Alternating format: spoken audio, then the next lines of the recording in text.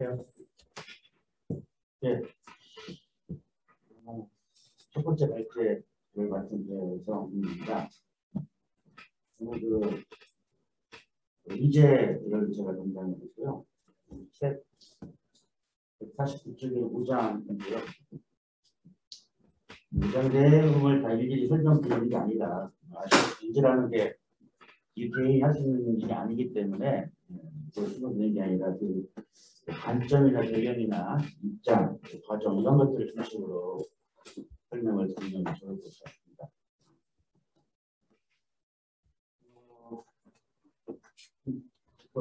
대부분 그 정당에서도 그렇고 뭐 정치 단체에서도 그렇고 전환기라고 얘기를 하죠. 전환기는 종종 있었지만은 전환기가 무엇을 의미하는지부터 얘기를 좀 해야 되는데 사실 한국 사회가 그 전환기에 대해서 어떤 합의나 어떤 쟁점을 갖고 사실 토론을 많이 한 적은 없는 것 같아요. 그러다 보니까 주로 이제 어떤 측면에서 거시적으로도 이렇게 논의를 하다가도 또 쟁점이 형성되면은 구체적인 내용을 바꾸어서 감론을 바꿔버리기도 하고 치열하게 전쟁도 어떤 역사적인 그런 과정을 거쳐서 지금까지 이제 왔었죠. 근데 특히 이제 이번 시기가 정세적으로 봤을 때 다들 아시는 것처럼 사상 초유의 지금 상황을 맞이하고 있지 않습니까? 흔히 얘기해서 2008년도 미국발 세계 금융위기부터 시작해서 10여 년 넘게 자본주의 위기가 지속되고 있는데 이 위기 상황에다가 코로나가 이제 중첩되면서 위기가 더 증폭된 거죠. 현재 심지어 이 위기를 갖다가 자본주의 생산관계 위기라고까지 진단하는 그런 입장도 있습니다. 그 정도로 대전환기라고 이제 얘기할 수가 있는데 여기서 얘기한 대전환기라는 것은 결국에는 현재 체제를 어떻게 전환시킬 것이냐 이게 되겠죠. 그동안에 있었던 작은 의미의 전환이라는 것은 주로 이제 권력분이라든가 정권 교체라든가 그런 방식으로 아니면 헌법 개정 방식으로 이제 진행됐었는데 그러다 보니까 실질적인 체제 전환에 대해서는 논의를 했었지만은 어떤 구체적인 로드맵 내지는 뭐 그런 중장기적인 뭐 대안을 가지고 공허하게 외친 게 아닌가 그렇게 생각을 하고 있습니다. 그렇다고 해서 이번 내년도 대선이 지금 정세가 그렇게 이 좌파 세력들에게 유리한 측면만 있는 건 아니더라. 사실. 다 아시는 것처럼 이기 때마다 이 자본주의 정치는 아니 자본주의 세력들은 그 이기를 나름대로 자신들이 이윤축적을 위해 새로운 방식으로 잘 극복을 해왔었죠.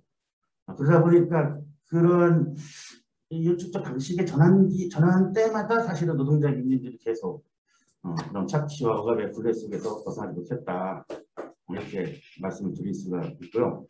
또 하나 중요하게 우리가 얘기할 수 있는 게 뭐냐면은 이기 때마다 가장 중요한 정치 세력 중에 하나가 뭐냐 자유주의 세력들인데 이들이 가지고 있는 정치적인 어떤 역량 내지는 의제가 사실 대중들에게 마음에 들든 안 들든지 간에 압도적이라는 거죠. 지금도 여러분들 지금 민주당이라든가 국민의힘을 보게 되면은 이런 판인가라고 할 정도로 정말로 아사리판인데 대안이 별로 없다는 거죠. 사실. 또 그 혼란 속에서도 의제는 실종됐고 그러다 보니까 이제 선택지는 없지만은 막상 선거에 다다르게 되면은 투표 과정에서는 또 첩선 선택지에서 누구를 선택할 수밖에 없는 상황이 일어났더라.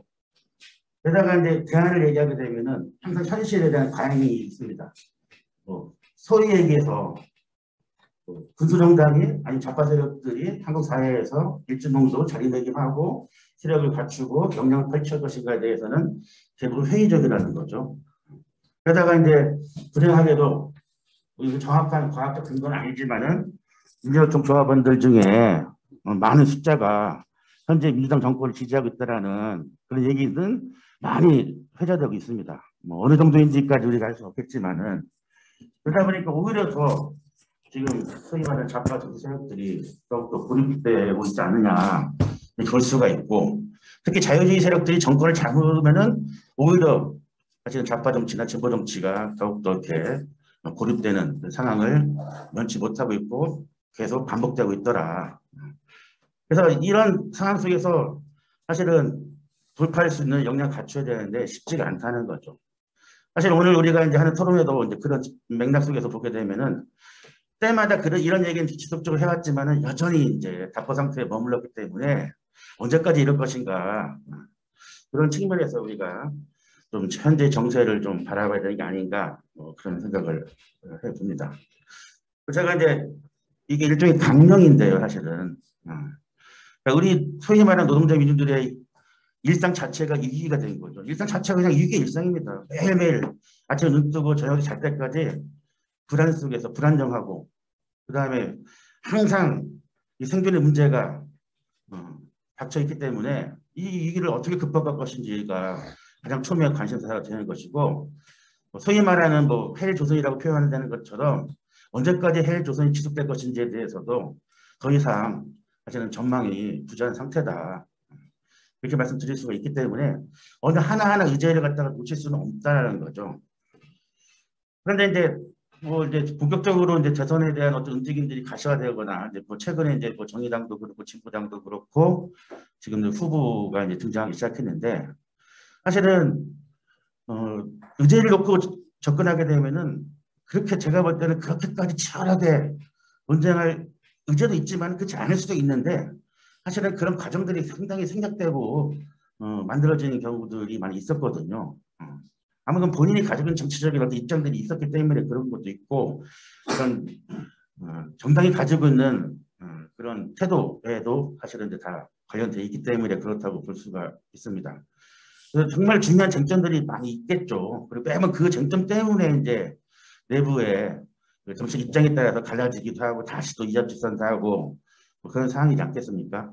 특히 한국 사회는 결국 무슨만 있는 것이 아니기 때문에 더욱더 어려운 상황인 거는 다 주주의 사실이고 결국 무슨과 분단 무슨과 그 저변에 깔린 교육 무슨까지 다 중첩된 상황이 있기 때문에 그 어느 하나 놓쳐서는 안 된다. 그건 다 이제 우리가 익히 알고 있음에도 불구하고 막상 이 정책을 만들거나 의제를 설정하는 과정에서 보게 되면은 너무 과도할 정도로 사실은 그리고 이게 또 감정적인 것까지 사실은 얹혀서 접근을 하다 보니까 더욱더 소위 말하는 진보 정치나 좌파 정치가 고립되는 게 아닌가 뭐 그렇게 판단이 할 수가 있습니다. 그래서 몇 가지 이제 제가 이제 중요한 포인트를 중심으로 말씀을 드리면 이런 것 같아요. 현 정세에 대해서 또 현재 일상에 대해서 누구나 다 동의하는 수준이기 때문에 더 이상의 거기에 대해서는 뭐 부연 설명할 필요는 없을 것 같습니다. 워낙 힘든 과정을 지금 거치고 있고 그렇게 지금 우리가 살고 있기 때문에 근데 현재 이 상황을 갖다 어떻게 그러므로 극복할 것인가가 이제 뭐 누구나 다 가지고 있는 공통적인 관심사인데 아마 현실적인 관점에서 어떤 의제를 만들고 정책을 만들다 보면은 사실은 좌파 정치 세력들이 할 수 있는 게 뭐가 있을까 고민할 수밖에 없죠. 왜냐하면 너무 현실적이니까. 뭐 사실 내용을 접근하게 되면은 현재 주류 세력들인 부르주아 정당들이 하고 있는 정책들이 많이 선호하는 경향이 있습니다. 뭐 그게 마음에 들든 안 들든지 간에 뭐 울며 겨자 먹기로 하는 경우도 많이 있겠죠. 근데 매번 그렇게 자본시기로 접근하다 보니까 뭐 이런 뭐 표현도 요즘에는 별로 적합하지 않다라고 하는데 지난번 촛불 때도 그랬고 매번 하다 보면 또 그런 식으로 해가지고 다 엉뚱한데 사실은 권력을 몰아주는 한 번 속고 두 번 속고 계속 속다 보니까 그래서 속으면 안 되겠다라고 하면서도 저 행태를 보게 되면은 차이가 별로 없다라는 거죠. 왜 그럴까에 대한 고민을 좀 할 필요가 있다라는 거죠. 그러면은 예를 들어 저 이제 이게 새로운 건 아닌데 패러다임의 전환을 갖다가 얘기를 예전부터 했었습니다. 저만 그런 건 아니고 많이 했었죠. 어떤 전환이 필요하냐, 어떤 인식의 전환이 필요하냐. 그러면 예전부터 했던 게 뭐냐면 여성, 지역, 생태 꾸준히 해왔던 거예요. 사실은요. 운동도 지역이 거점이 된다. 그리고 이것도 지역 운동, 지역 정치라는 게 일종의 인기 브랜드가 돼가지고 유행했던 적이 10년도 넘었어요. 사실은요. 현실은 안 바뀌었다는 거죠. 생태 지금 어느 이게 처음으로 하는 얘기 아니지 않습니까? 얼마 예전부터 계속 해왔음에도 불구하고 이제서야 예를 들어 이제서야 민주노총에서는 기후 위기에 대한 특위를 이제 특이든지 뭐든지 간에 만들려고 한다는 얘기를 들었죠. 9월달쯤에 이제 중집에서 아마 결정된다는 얘기를 들었는데 항상 뒤늦게 쫓아가는 방식이라는 거죠. 굉장히 중요한 그런 이제 전환임에도 불구하고 그러니까 그런 패러다임의 전환을 계속 주장했지만은 너무 뒤늦게 쫓아가는 형국이더라. 물론 이제 운동이라는 게 뒤늦게 쫓아가는 게 현실인 거 맞는데 선두에 서가지고 계속 의제를 갖고서 사실은 대중들하고 접촉하고 설득하고 확장시키는 노력들을 좀 더 과감하게 할 필요가 있지 않느냐. 뭐 그렇게 좀 접근하면 좋겠다고 생각을 하고요. 그다음에 현실에서 어렵다 하더라도 중장기적인 어떤 과제를 갖고서 계속적으로 좀 얘기를 할 필요가 있다는 거죠. 그거는 어쨌든 제가 단기 과제이고 중장기 과제가 있고 대선 국면에서 대통령 선거라는 임기가 5년인데 5년도 할 수 있는 게 있고 할 수 없는 게 있고 그렇지 않겠습니까? 그런 의제들을 갖다가 좀 더 종합적으로 정리할 필요가 있는데 너무 현실 문제에 급급하다 보니까 사실은 거기에서부터 약간의 그런 오류가 생기는 경우도 있더라. 그렇게 말씀을 드릴 수가 있고요. 그다음에 또한 두 번째는 뭐냐면 입장인데요. 여전히 이제 뭐 소위 말해서 이런 표현도 마음에 안 드는 사람도 있더라고요. 진보, 좌파 이렇게 뭐 진보 진보 대시 좌파 이렇게 하여튼 뭐 어떻게 써도 마음에 안 들어하는 사람이 당연히 있겠죠. 사실 있는데 그걸 떠나서 의제를 설정할 때는 명색이 좌파 정치 세력인데 좌파적 관점에서 의제를 설정하는 게 맞겠죠. 그렇지 않으면 좌파 정치를 할 이유가 없지 않겠습니까? 이게 제 현수막 보니까 사회주의 정당 연속 토론회라고 써 있는데 현수막이 이렇게 소박하고 작아서야 사회주의 정당이 만들게 되겠습니까? 좀 더 현수막도 크고 그죠? 사람도 많이 모이고 이래야 되는 거죠 사실은. 반농담이지만은 좀 더 그렇게 좀 약간 좀 더 좀 뭐랄까 좀 담백하면서도 거창하게 진취적으로 좀 이렇게 접근하는 것도 좀 필요하기 때문에 의제를 만들 때도 저는 관점 입장이 명확해야 된다 사실. 그런데 왜 그러면은 소위 말 좌파적 관점이 아닌 다른 정당들하고 왜 연대 연합을 해야 되느냐? 그들이 좋아서 하는 사람이 또 있겠지만 그렇지 않은 사람들이 많죠. 좌파가 입장에서 그들이 좋아서 하는 사람이 얼마나 있겠습니까? 하지만 좌파 정치를 하기 위해서는 그 정도의 의제 설정은 필요한 게 아니냐. 자기 정치를 해야 되는데 좌파들은 자기 정치가 굉장히 미흡한 그 수준이라고 볼 수가 있다는 거죠. 그런 방식으로 접근해가지고 돌파하는 게 필요하지 않겠는가라는 생각이 들어서 관점이 매우 중요하다라고 이제 생각을 합니다. 근데 문제는 이제 이거 가장 중요한 핵심은 그런 것 같아요. 과거에는 어떤 의제를 설정할 때 하나의 이슈가 등장하게 되면 그 이슈 하나를 놓고서 굉장히 치열하게 뭐 논쟁을 했죠. 뭐 그거는 저는 바람직하죠. 거기에는 전제 조건이 필요하죠. 일체 어떤 감정도 사실은 들어가 있으면 안 된다는 거죠. 상대방이 어떤 주장을 해도 존중해야 되는데 한국 사회 좌파 세력들에게는 그게 좀 약간 미흡한 게 아닌가 그런 생각이 듭니다. 두 번째는 의제를 갖고 논쟁을 할 때 좀 판을 크게 벌렸으면 좋겠다. 다 읽지 못했지만은 오늘 토론자로 오시는 선생님 잠깐 보니까 뭐 상설총회 이렇게 뭐 쓰셨더라고요. 형식은 뭐 상설총회든지 뭐든지 상관없는데 좀 판을 크게 벌려서 시간이 많이 걸리더라도 논쟁을 좀 더 확대해서 많은 개인과 많은 단체와 많은 세력들이 많이 참여할 수 있는 그런 장을 만드는 게 필요하죠. 그러니까 도루자 방식을 빌리자면은 뭐 예를 들면 공청회 같은 게 되겠는데 형식은 상관없지만 우리는 그보다 더 큰 규모에서 한번 하는 것도 필요한 게 아닌가. 물론 이제 이게 특수한 뭐 코로나 상황이 특수하지만은 그럼에도 불구하고 그런 방식으로 접근하는 게 필요하다. 뭐 그걸 반대하면은 같이 못하게 되겠죠. 근데 그 정도로 그러니까 간담 형식으로 하는 거는 좀 예전 방식이고 지금 좀 판을 좀 크게 벌리면 좋겠다. 아니 민주당 쪽 대다면은 막 엄청나게 뭐야 강서구 저기 887 하지 않습니까? 뭐 그 정도 못할까요 사실은? 공청회도 크게 하는 거죠. 해가지고 복지문제 어떻게 할 거냐, 노동문제 어떻게 할 것이냐, 중대재해처벌기획법 어떻게 할 것이냐 이런 거를 이제 한번 신랄하게 한번 다 까죠. 자기 당 다 드러내놓고 논쟁을 하고 오래 걸려도 좋을 것 같아요. 근데 자꾸 우리는 시간을 너무 단축시키려고 하는 경향이 있다는 거예요 사실. 제가 지금 이 얘기하는 과정이 벌써 15분이 지났거든요. 토론도 이러는 거예요. 20분에 끝내야 되는 이 압박감 속에서 빨리 진행해야 돼, 끝내야 되는 이런 토론이 안 되는 거죠, 사실은요. 그죠? 근데 이게 또 우리 현실이기 때문에 그냥 20분 내에 임팩트 있게 압축하자. 뭐 그래야 되는 거죠, 뭐. 전달을 잘 해야 되겠죠, 사실은. 그죠? 네. 저는 그런 방식을 해야지 지금은 좌파가 대중 속으로 들어가야 되는데 대중들의 동의를 얻지 않고서 과연 좌파 정치가 될 수 있을까? 근데 이거 다 아는 얘기인데 왜 또 하지? 의제를 내놓으면 뭐라고 하냐면 뭐 새로운 거 없나요? 새로운 것도 필요하죠. 근데 지난 것 중에서 필요한 것도 많이 있거든요. 그 다음에 의제를 설정해가지고 만들지 못한 것도 많이 있거든요. 도대체 뭐가 새로운 건지 잘 모르겠지만 자꾸 새로운 거 찾는 사람들도 많은데 과거에 하지 못했던 것 중에서 필요한 건 지속적 될 때까지 해야 되는데 자꾸 새로운 거 원하는 게 너무 많아요. 그런 걸 좀 이렇게 같이 융합하는 게 좀 필요한 게 아닌가. 그러니까 저는 하지 말자는 게 융합하자는 얘기죠, 사실은요.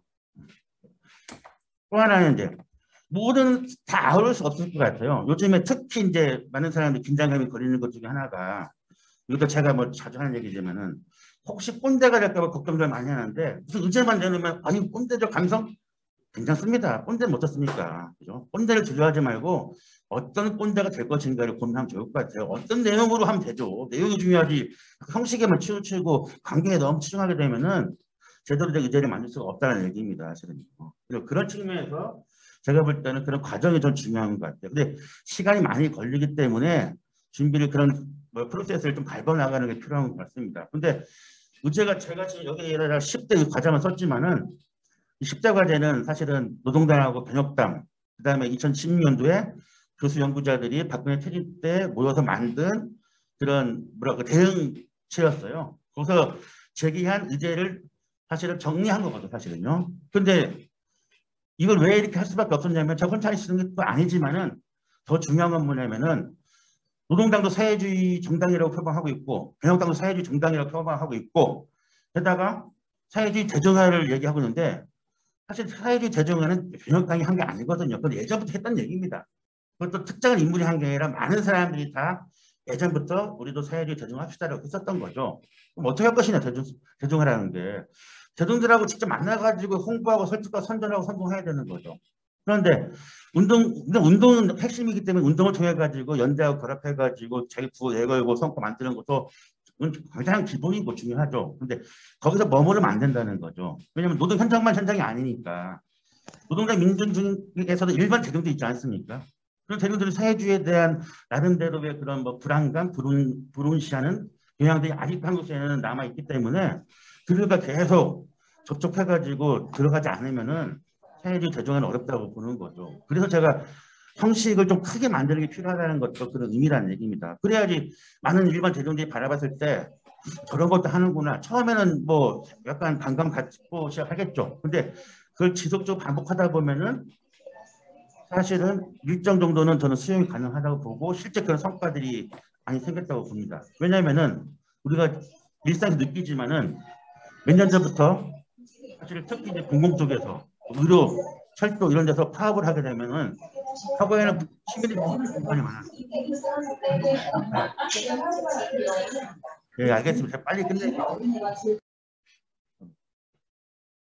그런데 지금 달라졌다는 거죠, 그죠?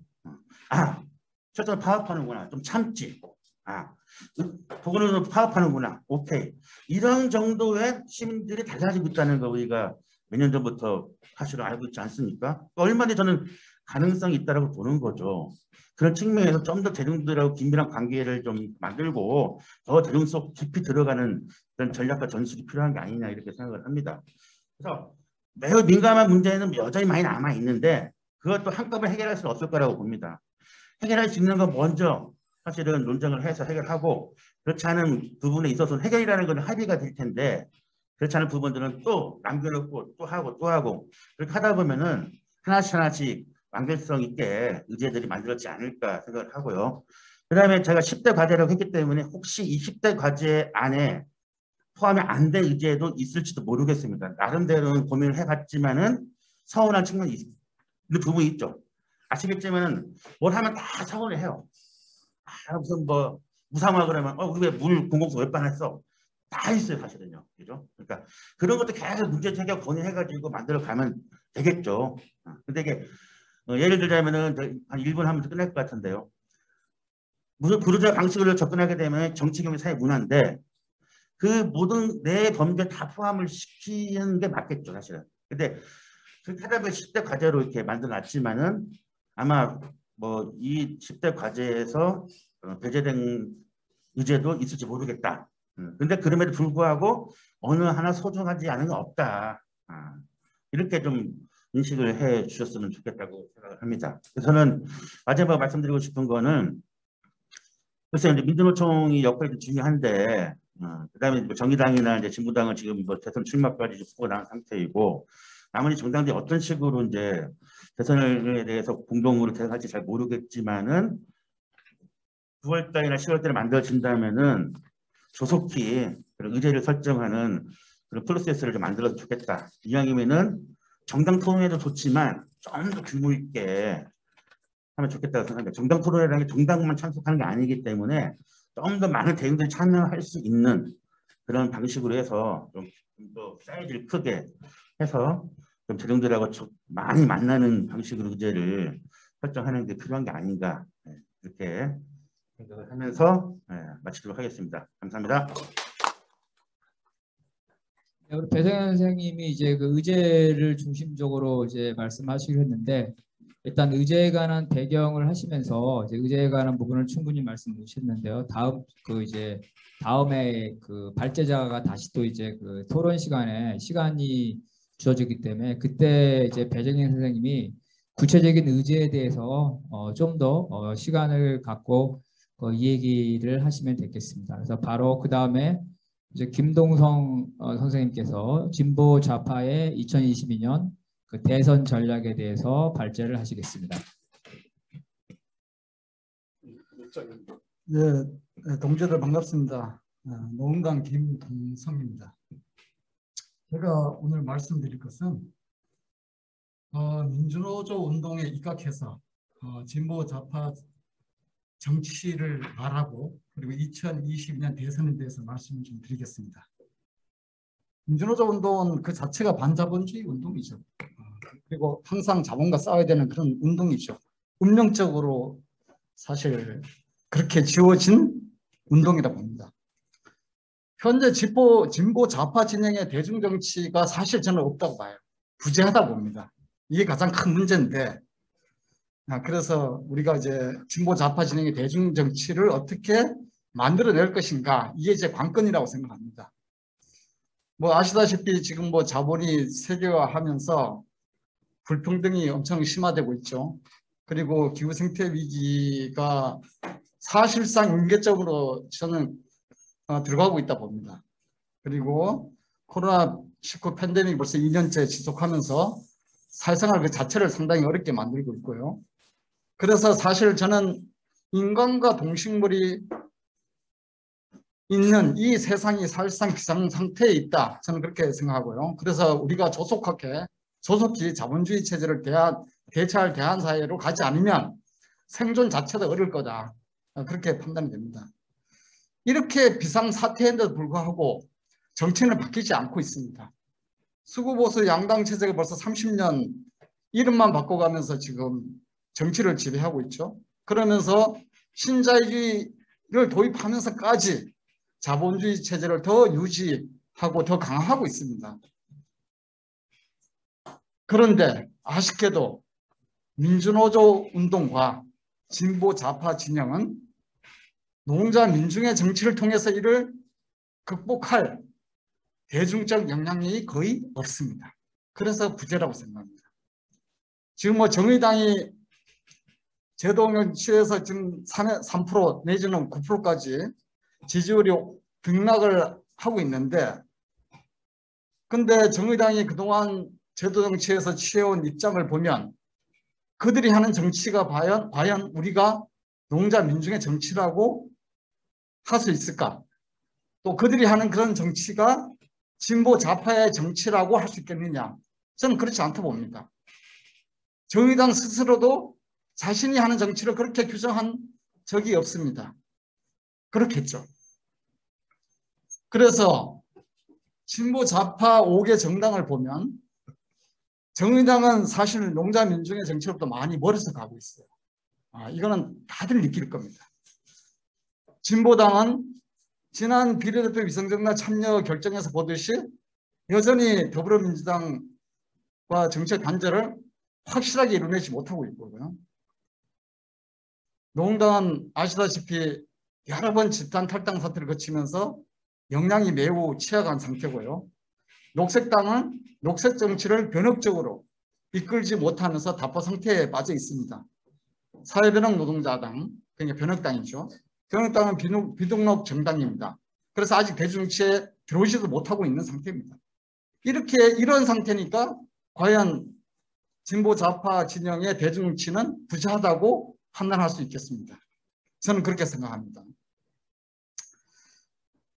따라서 민주노조 운동과 진보 좌파 진영이 사회 변혁을 향한 농자 민중의 정치 세력화를 추구한다면 먼저 이렇게 분산되고 분열된 진보 좌파 진영의 정치 역량을 하나로 모아야 된다고 생각합니다. 그 계기가 저는 대선이라 보고 그게 시험대라고 봅니다. 농자 민중을 하나의 정치적 대우로 결집시키고 수구 보수 양당 체제에 대항하는 제3의 정치 세력으로 등장해야지 비로소 진보 좌파 정치의 대중정치가 시작될 수 있다. 저는 그렇게 판단됩니다. 한번 민주노조 운동과 진보 좌파 정치의 과거를 한번 돌이켜 봅시다. 87년 농가 대투쟁으로 이제 민주노조 운동이 시작됐죠. 그리고 그때는 민주노조 건설이 우리의 목적이었습니다. 그 민주노조 운동을 추동한 것은 기업별 현장 조직이었고 그 기업별 현장 조직의 전국적 연대 조직이 바로 그 추동의 핵심 세력이었습니다. 민주노조 운동은 노사협조주의를 비판했죠. 그리고 계급적 산별을 추구했고 농자의 독자적인 정치 세력화도 지향했습니다.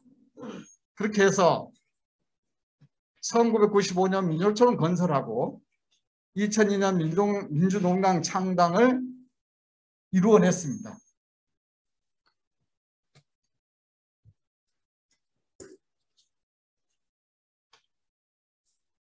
민주농당이 한때 2004년 총선에서 13%의 지지율을 획득해서 제3의 정당, 원내 정당이 되기도 했습니다. 매우 대단한 거죠, 사실 그 정도면. 그런데 얼마 가지 못해서 2007년 대선을 계기로 이제 깨지기 시작했죠. 자주파의 패권주의, 이어진 평등파의 탈당으로 인해서 민주농당은 분열되기 시작했습니다. 그리고 마침내 헌법재판소는 악법인 국가보안법을 통해서 통합진보당을 해산시켰습니다. 이로써 민주노총이 추진했던 농자 정치 세력화는 민주농당의 분열과 해산을 통해서 그 막을 내렸습니다. 민주노조 운동은 한때 기업별로 현장 권력이 쟁취한 적이 있죠. 상당히 많은 조직들이 그렇게 한 적이 있어요. 노사 사이에 사실 우위를 겸한 그런 경우가 있었죠. 그렇지만 전투적 조합주의는 넘어서지 못했습니다. 민주노총은 민주노조 운동을 계급적으로 발전시키지 못하고 제도의 길로 나갔고 민주노동당은 노동해방을 향한 농자 민중의 정치로 발전하지 못하고 의회주의에 갇히고 말았습니다. 민주노조 운동은 사실 민주농당이 사라지고 난 뒤에 변혁의 전망을 찾지 못하고 고군분투하면서 후퇴를 거듭하고 있습니다. 이게 지금 민주노조 운동의 현실입니다. 그 민주농당이 묻어진 자리에 농당, 녹색당, 정의당, 진보당이 들어서 있습니다. 그리고 이와 별도로 변혁당이 존재하고 있는 거죠. 근데 저는 이 진보 좌파 5개 정당이 그냥 존재하고 있다고 봅니다. 존재하고 있다. 이 진보 좌파 5개 정당들이 각자 또는 함께 농자 민중의 어떤 정책 전망이나 기대를 주고 있습니까? 저는 주지 못하고 있다고 봅니다. 전투적 조합주의로 마감한 민주노조 운동은 산업별, 지역별 현장 조직을 건설하고 있습니다. 그리고 전국적인 현장 조직들로 채워가고 있지만 아직 새로운 민주노조 운동의 동력을 만들고 있지는 못하고 있습니다. 이것이 하나의 과제겠죠.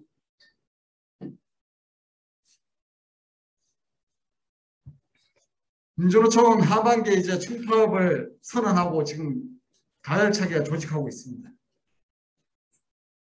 민주노총 총파업은 이 코로나19 팬데믹 시기에 매우 의미 있는 대중파업이자 정치 총파업이 되어야 된다고 생각합니다.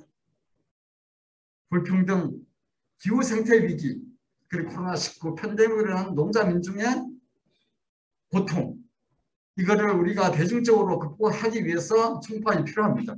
해야 됩니다. 민주노총은 이번 총파업을 통해서 해고 금지, 기관산업 국유화, 비정규직 철폐, 부동산 투기 소득 환수, 노동법 전면 개정, 국방 예산 삭감, 주택, 교육, 의료, 돌봄, 우선 제공을 의제로 제기하고 있습니다. 이러한 의제는 바로 대한사회 건설이나 마찬가지입니다. 민주노총이 농자 민중의 삶을 근본적으로 바꾸는 사회대전에 대중적 부심을 서겠다는 그런 선언입니다. 따라서 민주노조 운동과 진보 좌파 진영은 민주노총과 총파업을 함께 해야 됩니다. 그러면서 농자 민중을 하나의 정치적 대우로 모아내면서 사회 대전을 위한 진보 좌파 대중 정치를 대선에서부터 시작해야 된다고 생각합니다.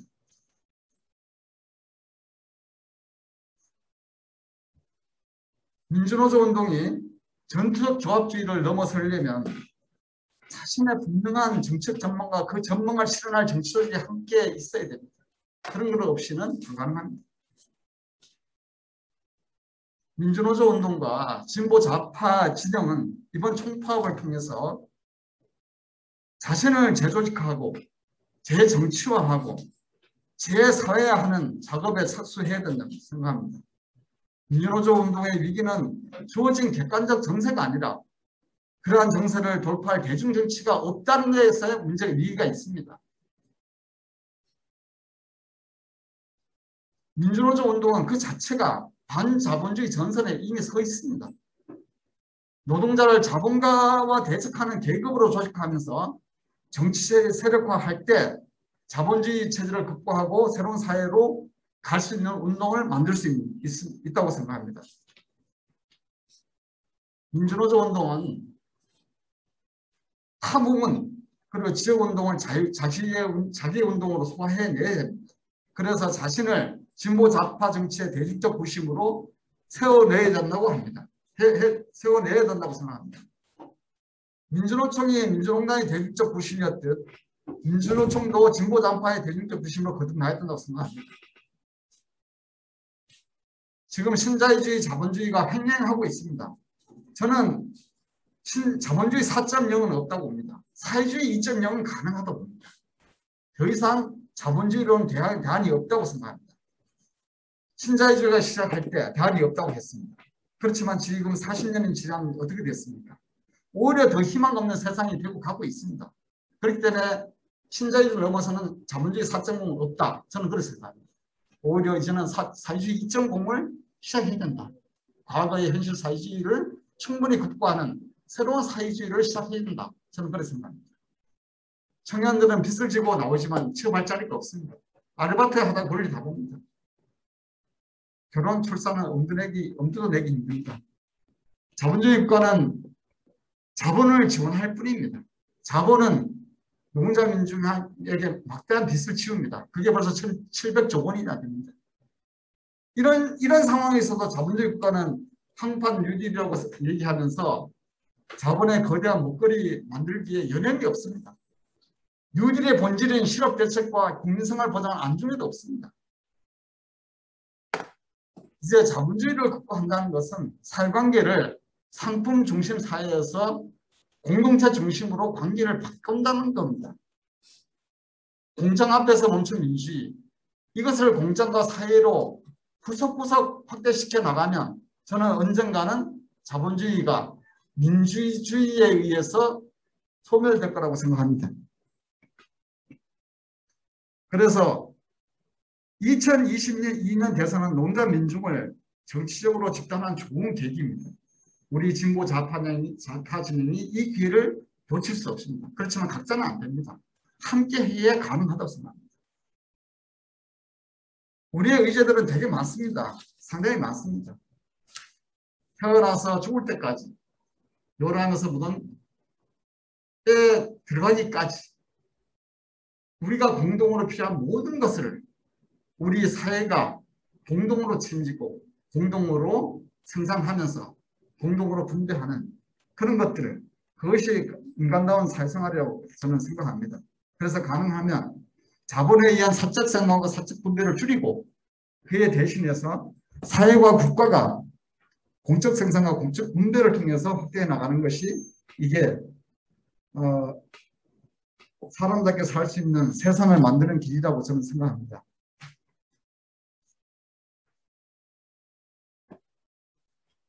이 변혁운동을 하루아침에 이렇게 뭐 할 수는 없다 봅니다. 그런 진지들이 많이 다양하게 만들어지면서 그런 진지들이 공동의 투쟁을 통해서 공동의 정치를 통해서 힘을 발휘할 수 있을 때 그때 그게 가능하다고 봅니다. 그래서 진보 좌파 진영의 연대연합 정치가 매우 중요하고 그것이 현실에서 구현되어야 된다고 생각합니다. 자본주의를 극복하고 기후생태 위기에 대응하면서 한반도의 평화를 정착시키는 것 이건 누구나 다 동의합니다. 그렇다면 이런 대과제를 통해서 보수 양당 체제를 어떻게 깨면서 진보 좌파 진영이 제3의 정치되고 등장할 것인가 이게 우리가 고민해야 할 과제라고 봅니다. 그 출발이 이번에 대선에서의 진보 좌파 진영의 대선 단일 후보라고 생각합니다. 이것을 통해서 자유주의 보수 정당을 벗어나는 정치적 단절을 통해서 진보 좌파 정당들이 거듭나야 되고 이걸 통해서 연대연합의 조건이 저는 가능하다고 봅니다. 민주노조 운동과 진보 좌파 진영은 조합원 대중을 새롭게 농자 민중의 정치로 묶어내고 계급 투표로 인도해야 된다고 봅니다. 우리가 정치하고 분열을 다닌 상태에서 조합원 대중을 계급 투표로 조직하는 것은 어렵다고 봅니다. 그렇다면 진보 좌파 진영의 대선 단일 후보 어떻게 시작할 것인가 이런 고민들을 우리가 지금 해야 된다고 봅니다. 먼저 과거에 일부 진보 정당들이 부르주아 보수정당과 선거연대나 연합을 한 역사가 있습니다. 이런 것들이 민주농당에서도 일어났었고 그런 것들이 내부의 분란만 일으키면서 사실상 농자 정치 세력화를 훼손시켰습니다. 급기야는 민주농당을 10년 만에 역사의 제한길로 가게 만든 가장 큰 원인이라고 봅니다. 자기 정치 없이 남의 정치를 통해서 자기 정치 세력화는 불가능한 겁니다. 그래서 우리 모두는 반성해야 된다고 봅니다.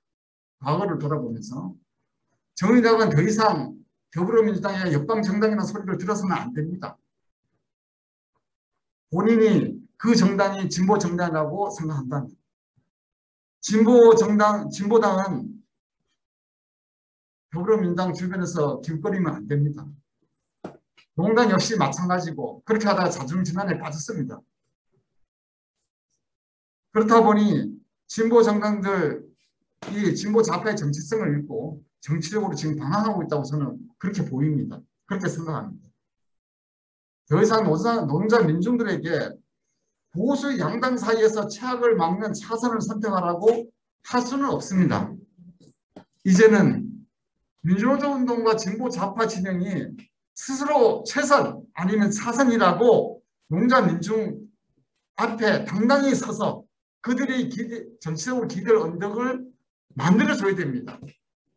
그것이 자본정치를 극복하는 농자 민중의 정치라고 저는 생각합니다. 그간 제도 정치에서 제3의 정치 세력을 자임하는 사람들이 많이 나왔습니다. 그렇지만 그 모두 다 보수 양당의 언저리 인물들이었습니다. 정주영, 박찬종, 이인재, 문국현, 안철수, 윤석열, 이 사람들이 무슨 제3사 정치세력합니까? 아닙니다. 보수 정당의 그냥 변종들이에요.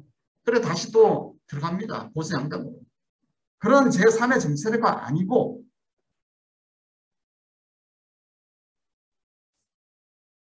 우리가 진보 좌파 진영이 새롭게 제3의 정치 세력화를 해 나가야 된다고 생각합니다.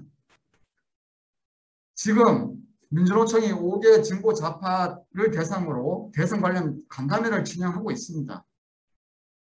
이 와중에 노동당과 변혁당은 사회주의 대선 후보를 모색하고 있습니다. 낼 수도 있겠습니다. 그런데 문제는 정의당이라고 생각합니다. 정의당은 기본소득당과 시대전환 등과 대선 연대를 제안하고 있습니다. 저는 이게 선을 넘어갔다 봅니다.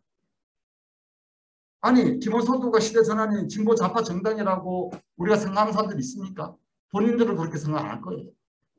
그런들과 선거 연대를 한다? 그럼 우리하고 이제 더 이상 안 하겠다는 그런 얘기인가요? 저는 이건 상당히 문제라고 봅니다. 민주노총 조합원들도 그렇게 그것을 받아들이기 어려울 거라고 봅니다. 저는 농당과 변혁당이 사회주의 대선 후보 내는 거 찬성합니다. 대신 민주노총 플랫폼을 하는 민주경제 참여하라는 얘기입니다. 정의당 좋습니다. 정의당 대선연대를 멈추고 농자민중의 정치세력화로 나서야 된다 봅니다.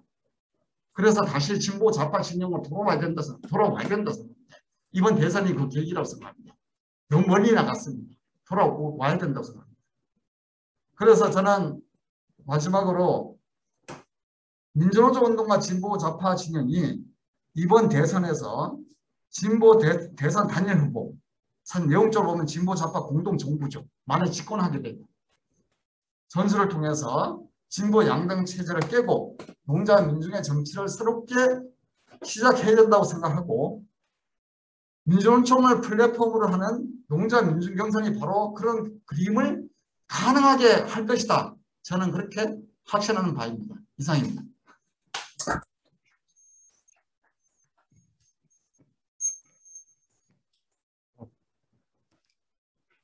네, 김동경 선생님께서 이제 포괄적으로 발제를 해주셨고요. 정리는 하지 않겠습니다. 다음에는 이제 고민태 선생님께서 좀 더 좀 구체적으로 몇 가지 쟁점에 대해서 발제를 하도록 하시겠습니다. 네. 네, 반갑습니다. 소개받은 고민택입니다. 발제 바로 하겠습니다. 두 분께서 많은 이야기 해주셨기 때문에 약간 겹치는 부분도 있겠지만 조금 달리 해서 말씀을 드리겠습니다.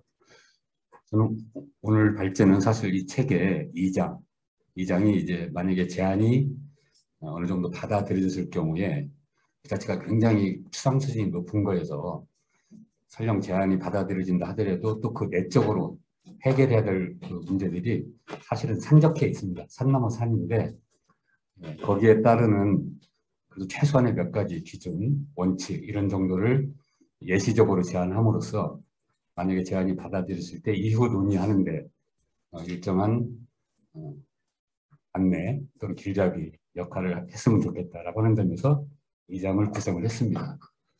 근데 오늘 발제는 그거를 제가 하는 게 아니고 그거는 혹시 주변에서 책이 있으면 한번 읽어봐 주시면 고맙겠고요.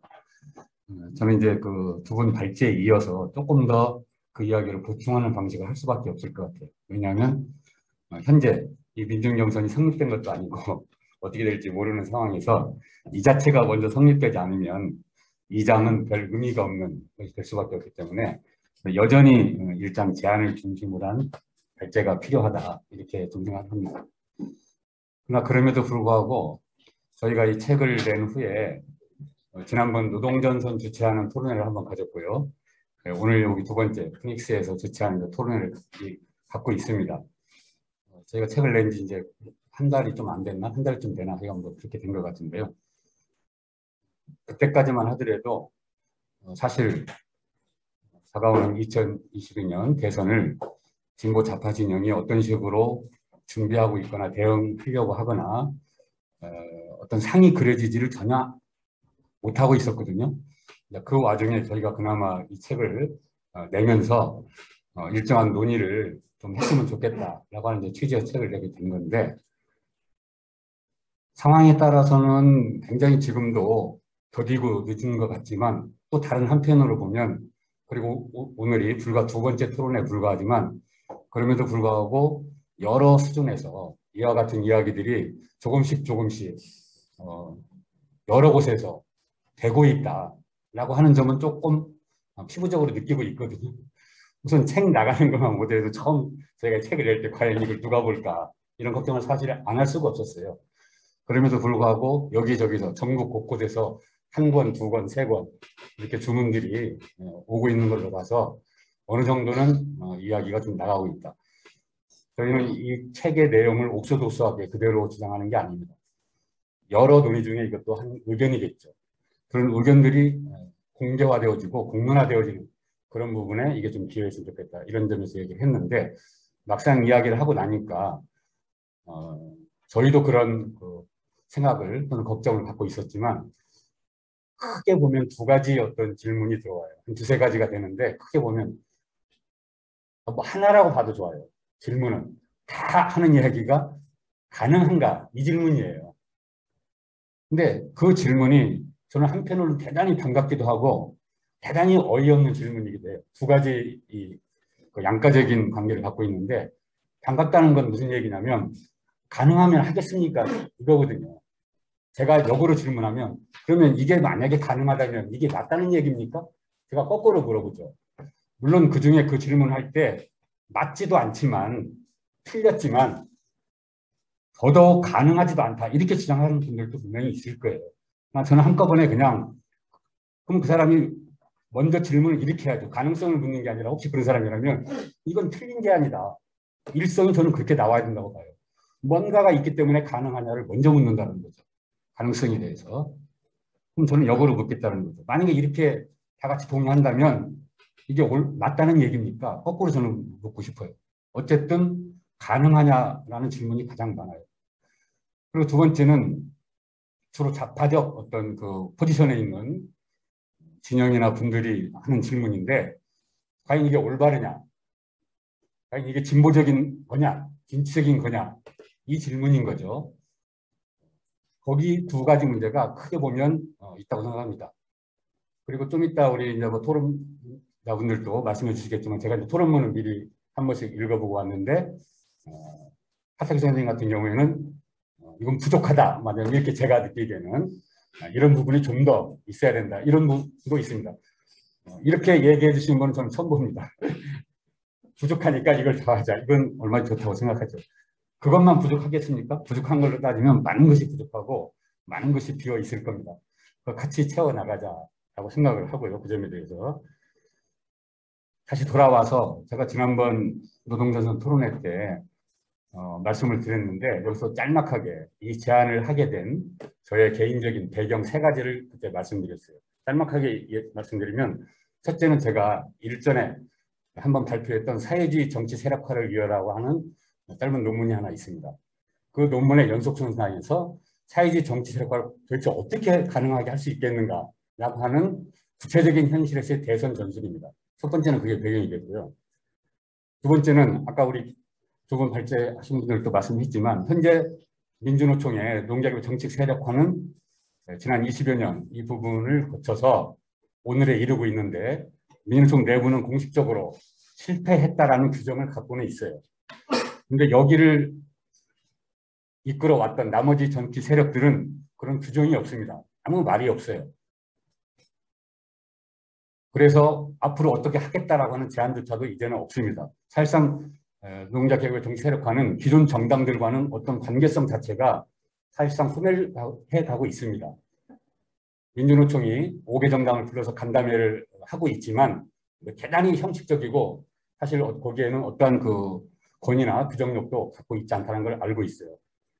제가 정의당의 박원석 씨가 사무총장인가요? 제가 직책은 자세히 모르겠는데 경향신문하고 인터뷰한 내용을 잠깐 보고 왔는데, 거기서 이런 이야기가 나옵니다. 대선은 정당이 책임지는 거다.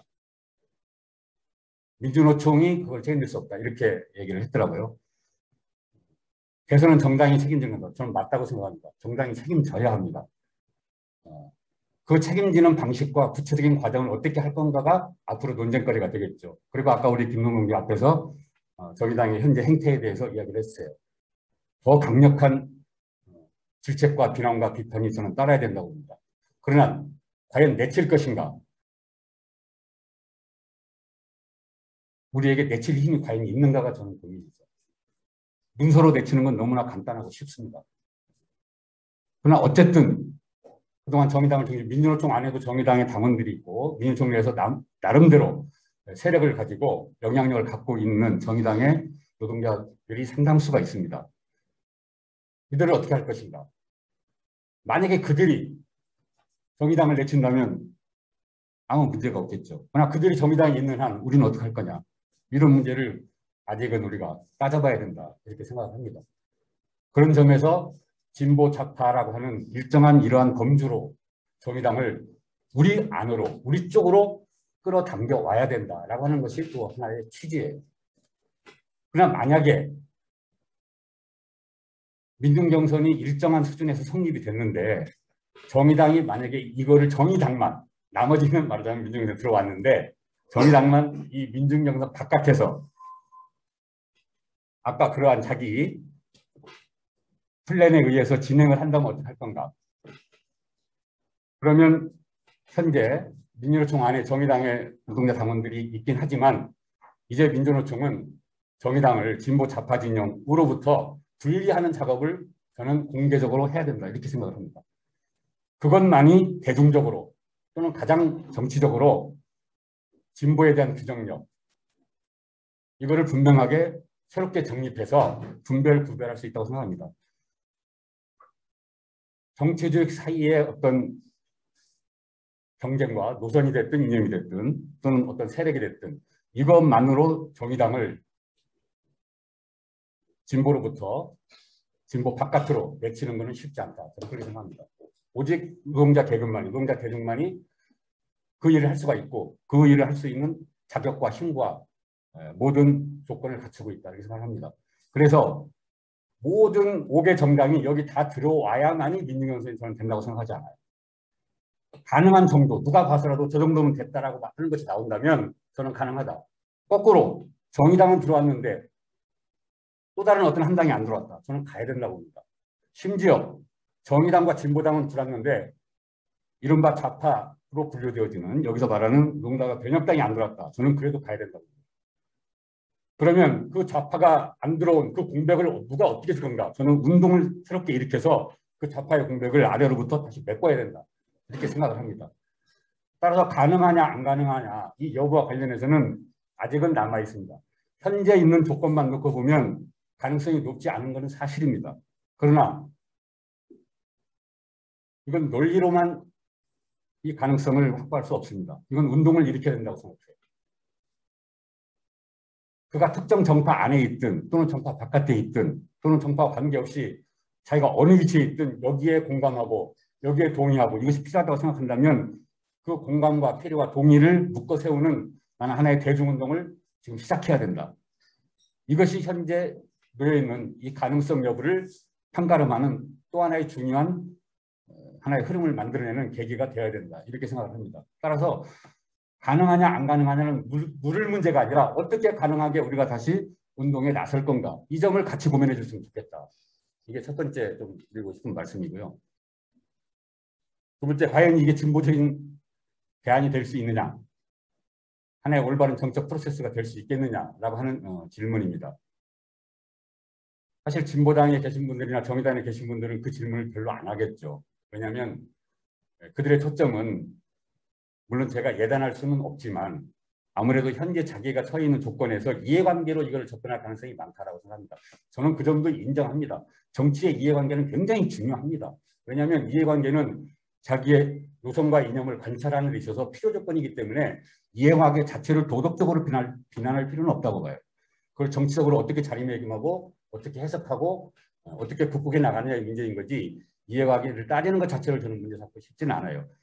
그러나 제가 그 두 정당을 향해서 말하고 싶은 건 당신들의 이해관계에 의하더라도 절대 이게 당신한테 손해되는 장사가 아니다. 저는 그렇게 얘기를 하고 싶어요.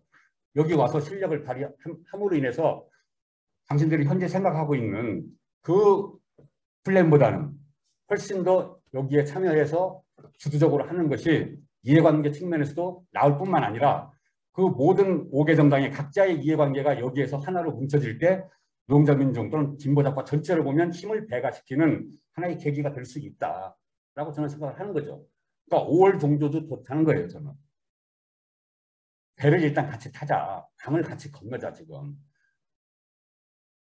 강 건너 가서 어떻게 할 건지는 그다음 가서 보자라는 거죠. 좋다라는 거예요. 다 생각이 다르고 이해관계가 다르고 다 좋다, 다 인정한다는 거죠. 자, 그러나 다가오는 대선에서 각계 대응 이렇게 해가지고는 당신들의 이해관계조차도 얻기 힘들고 노동자 민중의 어려움과 그 고통은 지금보다 훨씬 더 커질 수밖에 없다. 이걸 제발 좀 봐달라. 이 이야기죠.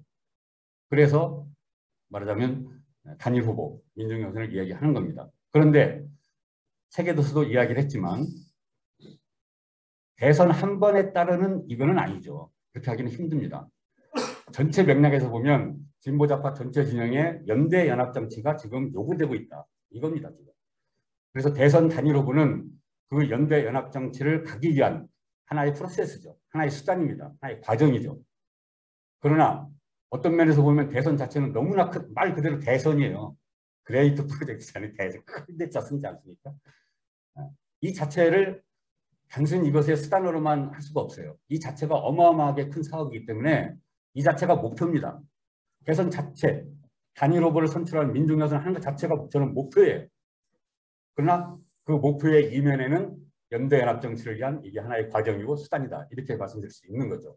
그러면 이것이 목표인 이유가 뭐냐라고 하면은 그건 단순히 후보 한 명을 선출하는 것이 목표가 아니고 그 민중정선을 하는 정치적 프로세스 전 과정 이것이 바로 현재 중단되어 있는 민주노총의 노동자계급의 새로운 정치 세력화를 일으키는 바로 그 과정이라는 거죠. 그 과정으로 만들어야 된다는 거예요. 그래서 초기에 민주노동당이 만들어질 때에는 특별한 정치적인 논쟁이 그렇게 많지 않았어요. 좌파가 특히 참여를 하지 않음으로 인해서 그 내부에 별 논쟁이 될 게 없었어요. 그래서 어떤 면에서 노동자 계급은 사실상 민주노동당의 주체로 등장했다기보다는 동원된 측면이 훨씬 많습니다. 그러나 지금 20년이 훨씬 넘은 이 상황에서 보면 지금도 5개 정당으로 이야기하고 있지만 더 많은 또 다른 세력도 있고 많은 정치적인 쟁점과 논란거리가 있어요. 자, 이걸 가지고 민일총 조합원을 향해서 또 당연히 민일총 조합원이라고 하는 거는 110만 여기만 제한되는 건 아니죠. 2,500만, 3,000만 전체 노동자 계급을 향한 그 부분인데 현재로서는 그것이 형식화되어 있고 제도화되어 있으니까 또 민중정선을 치르기 위해서는 일정한 제도와 형식이 필요합니다. 만약에 이게 없다면 몇 명이 참여하든가 관계없이 2,500만 전 노동자 계급을 향한 민중정선을 하자 이렇게 우리가 얘기를 했겠죠. 실 내용은 그런 겁니다. 그러나 실무적인 문제가 있기 때문에 불가피하게 민주노총 조합원 플러스 알파 정도로 제한을 우리가 할 수밖에 없는 것이 거기에 있는 거죠. 바로 그 과정에서 민주노총 조합원을 정치의 주체로 세우는 이 과정을 새롭게 밟아야 된다. 저는 이 과정을 그 하태규 선생님이 토론문에 제출해 주신 상설총회의 어떻든 한 일종으로 얼마든지 우리가 만들어낼 것이 가능하지 않느냐 이렇게 본다라는 거죠. 이게 더욱더 중요해요. 한 명의 후보를 선출하는 것 자체도 필요하지만 그 선출하는 이 과정, 이 정책 과정을 어떻게 밟느냐 이게 핵심입니다. 이게 바로 새로운 노동자계급의 정치력화를 일으키는 새로운 과정이고 이거야말로 노동자계급을 정치의 주체로 세우는 가장 확실한 현재로서는 가장 빠른 그런 길이다라고 하는 것이기 때문에 그 자체가 하나의 목표가 될 수 있다 이렇게 말씀을 드리는 거예요. 그런데 그럼에도 불구하고 이게 수단이기 때문에 연대연합정치에 대한 이야기만 짤막하게 하고 발제를 정리할까 하는데요. 많은 분들이 이거 도로 민주당 하자는 얘기 아니냐 이런 좀 의문을 가지고 있고 충분히 그렇게 의문을 가질 수 있다고 봐요. 그러나 여기에서 말하자면 연대 연합과 독자성에 어떻게 이거를 양립시킬 수 있는가, 독자성을 가져가는 것을.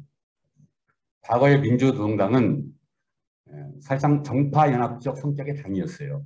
그러니까 크게 보면은 그런 말 별로 안 좋지만 이른바 민족주의 세력하고 평등주의 세력파, NLPD라는 큰 정파와 일부 좌파가 연합해서 형성된 말하자면 정파연합적 성격의 당이었습니다. 내용은. 근데 그 형식은 단일정당을 취했어요. 단일정당 형식을. 그러다 보니까 단일정당이라는 건 뭐냐면 내부의 주도권 다툼이 그 형식 자체로부터 강제되는 측면이 있습니다. 어떻게든지 주도력을 장악하게 하려고 하는 것이 정치 활동의 굉장히 중요한 부분이, 그러니까 내부 정치가 정치의 굉장히 중요한 부분을 차지할 수밖에 없어요. 모든 불화 정치를 보면 다 내부 정치가 어마어마한 말하자면 중요한 차입니다. 왜냐하면 단일정당 형식이기 때문에 그런 거죠. 형식 자체가 이미 내용을 규정해 들어오고 있는 게 있기 때문에 그런 일이 발생하는 거예요. 그리고 그들은 외부적으로 민주대연합, 자유주의 세력과의 연합, 이 양자 부분을 가지고 운영을 했기 때문에 그것이 전부는 아니지만 오늘날의 모습을 나타나는데 상당한 영향을 끼친다 이렇게 본다는 거죠. 제가 말씀드린 연대 연합 정치는 그 두 가지가 둘 다 아니라는 거죠. 단일 정당 형식이 아니라는 거예요. 연대 연합적 형식인데 예컨대 가설 정당 뭐 여러 가지 할 수가 있는데 다만 한국 사회에서는 법 제도적인 문제가 있어서 이중등록제가 지금 허용되고 있지 않거든요. 태국은 아시겠지만 이중등록제가 다 됩니다. 그러니까 내가 두 개의 당의 당원이 될 수가 있는 거예요. 그러니까 얼마든지 선거연합정당이든 가설정당의 당원이자 자기 독자적인 당의 당원이 없는지 제도적으로 보장되어 있는데 한국 사회에서 현재 그게 안 되고 있어요. 그러나 이건 공동으로 싸워서 쟁취하자. 이걸 하나 놓고 제도적으로 보장되어 있지 않다고 해서 불가능한 건 아닙니다. 우리 내적으로 하면 돼요. 다만 선거에 참여할 때만 현재의 현행법에 우리가 기술적으로 어떻게 조응해서 이걸 할 거냐 이렇게만 얘기하면 돼요. 내적으로는 얼마든지 가능합니다. 저는 가능하다고 봐요. 지금도. 얼마든지 내적으로는. 뭐냐 간단해요. 아주 산수입니다. 산수. 이건 뭐냐면 다 같이 동의하는 건 다 같이의 명으로 성명서도 되고 행동도 같이 하면 됩니다. 다 같이 동의하는 거니까. 자, 다른 건 어떻게 할 거냐. 각자 하면 됩니다. 여기까지 우리가 동의해서 다 같이 하겠는데 여기서는 다르다. 그럼 그때부터 각자가 대중을 향해서 자기 정치, 자기 행동 하면 돼요. 무슨 문제 있어요? 아무런 문제 없어요. 그걸 해야 된다는 거예요. 그걸 통해서 두 가지를 얻고자 하는 거죠. 하나는 뭐냐? 한국 사회 전체 계급 세력 관계, 정치 지형을 이동시켜야 됩니다. 지금. 이 구도와 구조를 바꾸지 않고는 진보 정치도 물론이고 좌파 정치도 자기 영토와 영역을 개척하기가 거의 불가능합니다. 이건 지난 100년의 세계사가 이미 증명했어요. 불가능해요. 그걸로. 간헐적인 거래 정치를 통해서 일부 일시적으로 세력 관계를 변화시킬 수는 있지만 이걸 제도화하고 다지지 않으면 이건 또다시 구리자 정치로 다 넘어갑니다. 그게 구리자 선거 정치가 갖는 어마어마한 이득이에요.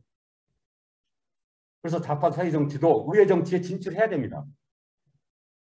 이거를 포기하면 도저히 현실 정치 세력이 될 수가 없는 게 선진 자본주의의 일반적인 정치 형태예요. 우리가 이걸 명확히 알아야 된다는 거죠. 자, 그래서 한편으로는 전체 정치 지형을 이동하는데 다 같이 힘을 합해서 하고 거기에 기여한 만큼 노동자 민중들이 다 안다라는 거예요. 저 사람은 3을 기여를 했구나. 여기는 2 했구나. 다 알아요. 그 사람들이. 그만큼 자기가 정치력을 획득하는 거예요. 그런데 힘을 합쳐서 그걸 하지 않으면 아무도 그걸 획득할 수가 없어요. 사실. 그래서 연대 연합이 필요하고 그 안에서 자기를 강화하라 이거죠. 그리고 더 중요한 건 뭐냐면 아래로부터의 진보 좌파의 지형을 재편해야 된다. 저는 그렇게 생각해요. 근데 이제까지 여러 재편이 있었어요. 민주노동당의 분열도 재편의 일종이죠. 사실은 재편의 일종입니다. 그것도. 그 전에 민주노동당의 좌파가 안 들어간 것도 재편의 일종이에요. 근데 이거 이제까지 다 상층 수준의 재편이었다는 거죠. 그러나 이걸 아래로부터 재편해야 된다고 봐요. 노동자 민중의 힘으로 재편이 뭡니까? 그들의 정치적 선택이 상층을 재편시키는 거예요. 그러면 그들의 정치적 선택의 내용은 뭐냐? 올바른 대안과 올바른 행동과 올바른 실천을 하는 사람들이 대중으로 선택하게끔 하는 것. 그게 정치적 능력이고 그게 정치력이라는 거죠. 그거는 누구도 갖다 줄 수가 없어요. 각 정파가 알아서 할 수밖에 없고 자기 실력껏, 능력껏 그거를 할 수 있는 공동의 장을 만들자라는 거죠. 왜냐하면 독자적으로는 아무도 그 장을 못 만드니까. 공동으로 힘을 합하면 자기가 자기 내용을 전달할 수 있는 그 공동의 장을 형성할 수 있다는 거죠. 이것이 연대연합 정치의 핵심입니다. 시간이 조금 넘어간 것 같으니까 발표는 여기서 접하기로 하고 토론 때 다시 말씀드리겠습니다.